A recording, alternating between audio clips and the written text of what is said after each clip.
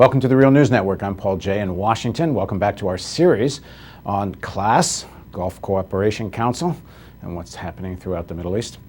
In Libya, the fighting continues. There seems to be a move towards partition, although the rebels in Benghazi, in other words, say they're against partition, and Gaddafi certainly is against partition, but it seems to be heading that way because the stalemate on the ground continues.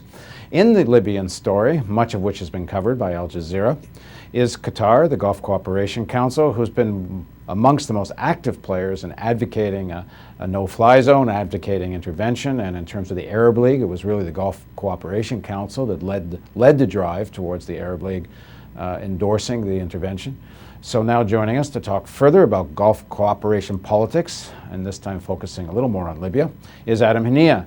Adam is a lecturer in development studies at the School of Oriental and African Studies in London, and his upcoming book is Capitalism and Class in the Gulf Arab States. Thanks for joining us, Adam. Thank you, Paul. So let's pick that up. Why did the Gulf Cooperation Council states lead the charge on Libya? More generally, I think it's important to see the GCC has played quite a critical role throughout all of these uprisings. It really has coordinated very closely with the United States, NATO, and Europe around response to the uprisings from December 2010, when the uprisings first began in Tunisia. So I think the Libyan example is a further step in this example of very close cooperation. Now, as you said, Qatar in particular has been playing a particularly prominent role in the Libyan example. There have been reports coming out over the last few days that Qatar has been sending arms to the rebels in Benghazi. There's also a summit that happened over the last few days in Doha, in Qatar, which was attended by the British, by the Americans, and looking at some kind of more prominent recognition of the Benghazi International Council as an official government of Libya. So, yeah, absolutely. Qatar has been a key player in this. The other very important thing to understand here is Qatar is now playing the role of exporting and marketing oil from Libya through the rebel-held territories in Benghazi. So every step of the way, if you like, Qatar has been playing that role in working closely with NATO and the United States in coordinating policy. Yeah, so why? I mean, it's not like Qatar needs to get hold of or will have long-term control, one would think, of the oil coming out of Benghazi. They're sitting on, rivers and oceans of natural gas and oil. This is, I would think, more a geopolitical play, but what's the play? Well, absolutely. This is not an attempt by Qatar to dominate Libya at all, but this is really part and parcel of what the US, through NATO and the other European states, have attempted to do across the broader Middle East, which is to weaken, control, and divert, if you like, the uprisings themselves. And Qatar's foreign policy cannot be seen in separation from these broader US and NATO-led goals. Qatar and the rest of the GCC work hand in hand with what the United States and NATO see and intend to see as an outcome in the Middle East. So do you see these, first of all, these uprisings, some pundits and analysts are portraying this as kind of U.S. inspired, that this is all part of a prearranged plan for specifically to bring down Gaddafi? Or is this a sort of a people's uprising they saw coming and are now doing everything they can to control the outcome of? Well, the first point I think needs to be made is that we have to reject, I think, out of hand any suggestion that the uprisings that have occurred across the Arab world were led or promoted by the United States. They were genuine popular uprisings, particularly in the cases of Egypt and Tunisia. And they caught the United States by surprise, and the United States has tried to step in and really mold the outcome to their interests in the end, when it became clear that these uprisings were moving ahead. In the case of Libya, I do think there's no question that the Libyan uprising was a popular movement against Gaddafi, who is a dictator just as Mubarak and Ben Ali in Tunisia were dictators. So there's no question that initially this was a popular uprising in Libya. What I think has happened over the last month or so is that the United States and Europe has essentially, for a few weeks, stood aside and allowed Gaddafi to really weaken and attempt to destroy the popular content of the uprising.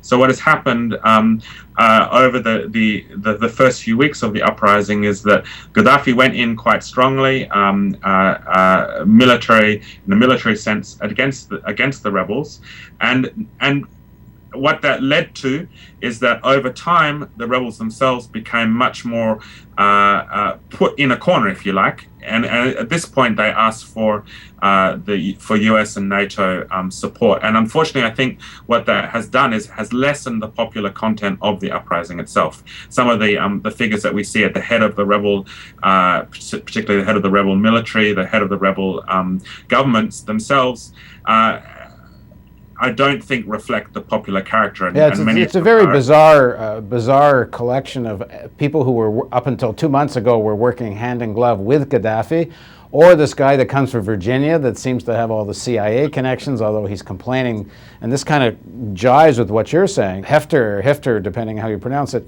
apparently there are two ways to pronounce it, which is why I keep saying it that way. That Hefter apparently is complaining now that after being told by the CIA he's going to get all the support when he went back to Libya, can't get any weapons or any real support. So it's at the top of the rebellion seems to be a very strange hybrid leadership.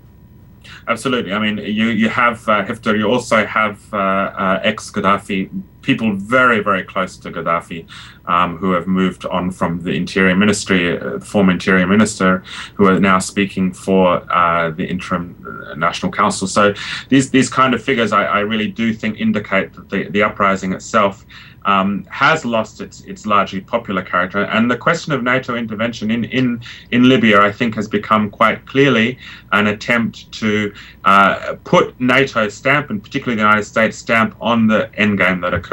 This is where I think the role of the GCC very much fits in with what the US and NATO intend to see in Libya.